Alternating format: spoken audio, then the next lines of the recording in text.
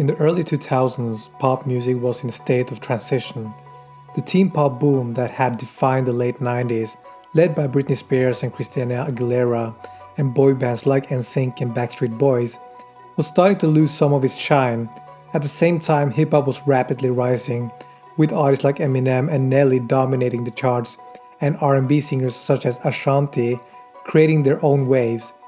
It was into this crowded and shifting musical landscape that a 17-year-old Canadian singer-songwriter named Avril Lavigne arrived.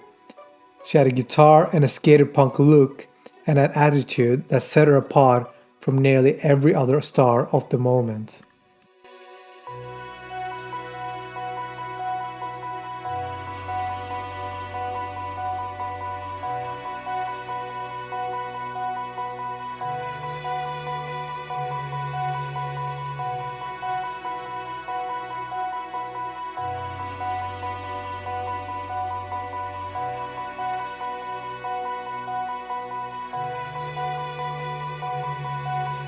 Write my songs. Anything in life, I won't do it if it doesn't feel right. I always go with my gut and stand up for what I believe in, and I'm a fighter. Like, I fight for what I want. I think I'm different from what's been out there for a while, definitely. And I don't want it to be one of those things that just comes in and it's a phase and leaves. I'm gonna be around for a while, I don't care, I'm gonna do this. I'm not going to go away. I'm going to make tons of records, keep on writing music and performing and reaching the fans. Her debut album, Let Go, was released on June 4, 2002, and it immediately struck a chord with listeners around the world. This was not the polished, choreographed image of pop stardom that fans had grown used to. Avril came across as authentic, relatable, and refreshingly rebellious. She wore tank tops and wristbands and ties instead of glittery costumes. She wrote or co-wrote her songs. She carried herself with the air of someone who was just as comfortable hanging out at a skate park as she was on stage and at award shows. In many ways, she was the anti-Britney, not manufactured, not overly sexualized, but raw and real. The music itself backed up the image. Let Go produced 3 massive singles that year, each of which highlighted a different dimension of Avril's artistry. Complicated was the breakout hit. It topped the charts around the world, peaked at number 2 on the Billboard Hot 100, and stayed there for astonishingly 31 weeks. Its catchy chorus and message about honesty in relationships resonated deeply with the teens and young adults who were tired of bubblegum lyrics. Then came Skater Boy, which had a fiery pop-punk anthem that fully cemented Avril's image as a skater girl outsider, rejecting superficiality in favor of raw emotion and authenticity. And finally, I'm With You, which is my favorite record on the album, showcased her vulnerable side, a power ballad that gave her credibility as not just a pop-punk rebel but also a serious vocalist with emotional range.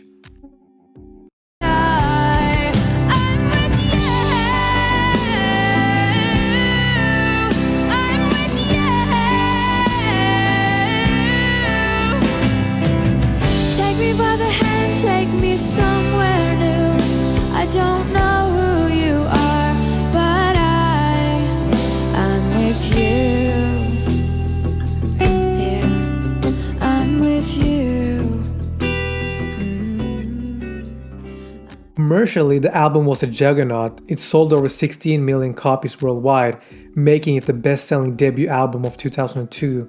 It peaked at number 2 on the Billboard 200 in the US and hit number 1 in the UK, and stayed on charts globally for well over a year. To put that into perspective, Avril, a complete newcomer, was suddenly outselling some of the biggest names in the business. She became the youngest female soloist ever to reach number 1 on the UK album charts, a record at the time. But Avril's impact in 2002 went far beyond numbers. She was a cultural phenomenon. Young girls copied her fashion, ties over a t-shirt became a global trend, and suddenly mall stores were selling wristbands and tank tops instead of glittery pop star outfits. Teens saw themselves in her, messy, a little rebellious, uninterested in fitting into a perfect mold. For many, Avril was a voice of authenticity in a world that felt overly polished. The media dubbed her the pop punk princess, and she embraced the title. Now, to understand just how much Avril dominated that year, it's important to compare her with her peers. Britney Spears, for instance, was still enormously famous, but by 2002, her third album, Britney, released late 2001, was beginning to lose momentum. Singles like I'm Not a Girl, Not Yet a Woman and Overprotected were popular, but the freshness of her late 90s era had faded. She was trying to transition into more adult territory, but for the younger audiences, Avril suddenly looked like the more relatable choice. And in 2002, Britney still had the fame, but Avril had the cultural cool factor. Christina Aguilera also had a major release in 2002 with Stripped, which came out in October. That album would go on to sell around 12 million copies worldwide and eventually earn Christina respect as an artist, especially with the single Beautiful. But in 2002 itself, the lead single Dirty was polarizing. It shocked audiences with its provocative video and marked a dramatic image shift that left many unsure of where Christina fit into the pop landscape. Avril, by contrast, was seen as an authentic, not manufactured, and more accessible to teens who didn't identify with Christina's hypersexual image. Pink, on the other hand, had released Misunderstood in the late 2001, and its singles Get the Party Started, Just Like a Pill were massive throughout 2002. Pink helped carve out space for pop rock in the mainstream, but Avril's arrival took that sound global. And Pink was respected, but Avril's Let Go felt like the blueprint for what the next generation of pop rock would look like. And there was Ashanti as well, who dominated R&B with her self-titled debut, which went to number 1 on the Billboard 200 and sold about 6 million copies. She even won a Grammy in 2002 for Best Contemporary R&B Album. But Ashanti's dominance was more regional, heavily centered in US, while Avril's appeal was truly global. When we look at awards and recognition, Avril also comes out on top. In her very first year, she received 5 Grammy nominations, including Best New Artist and Song of the Year. Neither Britney nor Christina could claim that kind of immediate critical recognition at the start of their careers, and certainly not in 2002. Specifically, so when you line them up, Britney's transitioning and Christina's polarizing and Pink climbing, and Ashanti focused mainly on R&B, Avril Lavigne was the one who captured the youth culture of 2002. She outsold most of them, she had the biggest crossover hits, she received the most critical recognition, and most importantly, she reshaped what pop stardom looked like. Her influence went beyond just that year. Let Go paved the way for a wave of artists who wanted to blend pop with punk and rock sensibilities. Without Avril Lavigne, it's hard to imagine Kelly Clarkson's Since You Be Gone era or the mainstream rise of bands like Paramore in the late 2000s.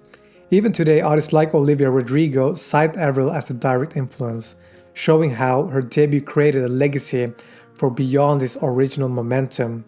By the end of 2002, it was clear Avril Lavigne wasn't just another pop star on the crowded charts, she was the defining voice of that year's youth culture.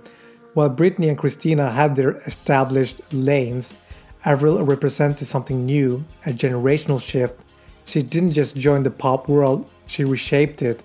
And for that reason, 2002 will always be remembered as the year of Avril Lavigne, and Let Go dominated the global music scene.